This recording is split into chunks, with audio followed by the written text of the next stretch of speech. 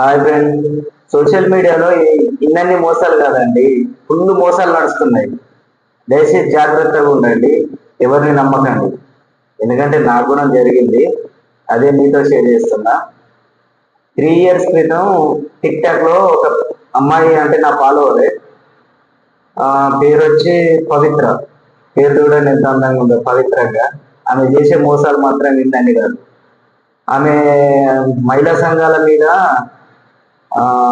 ఆర్పి అంటారు, పరిచయం అయింది. ఫోన్ నంబర్ ఇచ్చింది, రోజు బాగానే మాట్లాడేది, బాగానే చేసేది.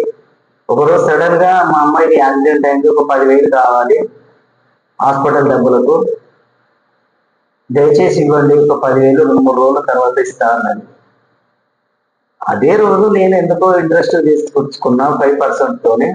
మా భార్యని అడిగితే, సరే ఆడపిల్ల కదా, యాక్సిడెంట్ అంటుంది కదా, హెల్ప్ చేద్దాం, సరే ఇవ్వలేకపోతా అని అంటే, సరే మా బాబుతోని ఫోన్ పే చేయించినాక అంత బాగానే ఉంది. తెల్లారు అడిగితే బాగానే ఉందండి, ఇప్పుడు పర్వాలేదండి.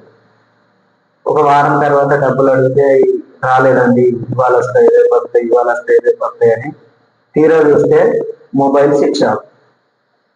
ఎట్లా అని పోలీసులు కన్సల్ట్ అయ్యా. అయితే వాళ్ళు ఎంక్వైరీ చేస్తే అది ఫేక్ నెంబర్.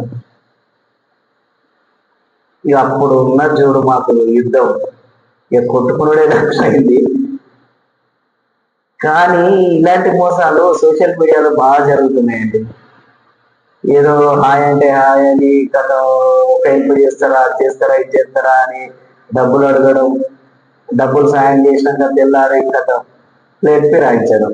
ఇట్లా జరిగింది. ఆమె ఫోటో పెడతా నేను, చూడండి. ఆమె పేరు పవిత్ర, తిరుపతి దగ్గర, 2 పిల్లలు, మొగుడు వదిలేసింది, ఇంకెవరినో పట్టుకున్నది.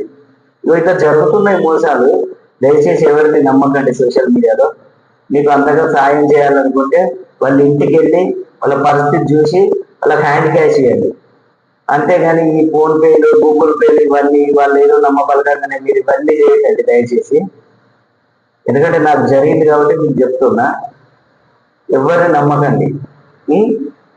మీకు సాయం చేయాలనే అది ఉంటే వాళ్ళ ఇంటికి వెళ్ళి వాళ్ళ పరిస్థితి చూసి వాళ్ళకి సాయం చేయండి.